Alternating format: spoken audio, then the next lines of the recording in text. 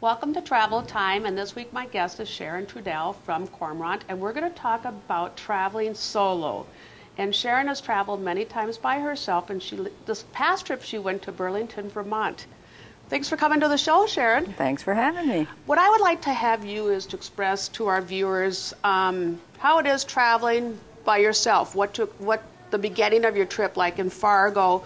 This last time you went from Fargo, Chicago, and then we had to transfer again in New York and then off to Burlington. So explain to them when you first start, like with security, and what to do in your exchanges on your planes. Well, the first thing about traveling solo or traveling otherwise is organization. Yes. You have to have your itinerary. When you sign yourself in and get your boarding passes, keep those and your identification always at the ready, because you never know when you're going to need them. So once you have those items in order, the rest of it, we just let them take care of it. And going through security is like removing your shoes. Just make sure you have your Ziploc bag with all your little... Oh, yes. Follow all the rules and regulations. Yep. And keep it as simple as you can for yourself, because people who complicate that issue just make it harder for everybody. For the rest of the people where they're standing in line. You can always tell new flyers. No. They have tons of things to be and they're checking through their bags. So if you and we have a lot of literature here in our office too, the do's and don'ts for travel tips. So then, like now, when you deplaned in Chicago for your next connection to New York, the best thing to do is always look at the monitors to make sure that your gate hasn't changed. Well, of course, but on most flights, if there are changes and if there are not changes, your flight crew will always let you know of any changes on the descent into the city you're arriving in. So they're always very good about that. And if you have any questions, they're really good about that. Right. So like when you deplane, you can always ask them. Right, there's always a representative right outside when you deplane. Yes, and it's right on your boarding pass where you're coming into, and then you will know on your itinerary where you're going to next. So when I step off the plane, I usually go directly to a monitor. I want to see where I'm going, what time that flight is. Has it changed? Has it changed gates?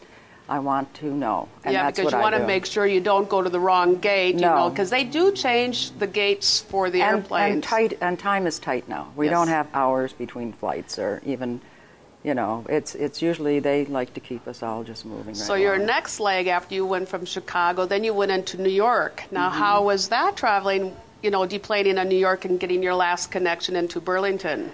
LaGuardia was fantastic. Planes were on time. I mean, Travel just booked phenomenal flights for myself. I was very excited. I had to change airlines, so I had to take a shuttle out of one airport to another.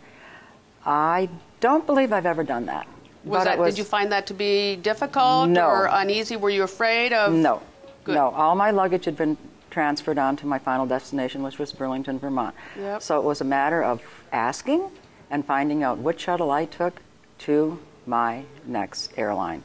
It was very simple, uncomplicated, and I arrived. My luggage had been checked through. Of course, I was out of security, had to go through again. Fine.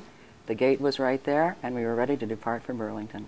So with you traveling as a single passenger, and leaving Fargo and going into Burlington, which you had to do a double connection that we call it, you felt very, very comfortable. You were not afraid of losing your connections, or you felt... No, I wasn't afraid of losing connections.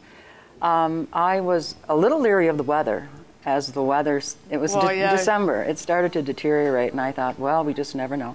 And for our safety, we're going to be staying and sitting until it's appropriate for us to depart again. But I just had an excellent flight, and the return was the same. I just was very lucky. Well, and you know, too, with you love to fly. Yes. You love to fly. We got to get you that next ticket now to Burlington. Yes. Yep, got to go. You're going to go see the family again. Right. Well, thank you, Sharon, for being on the show.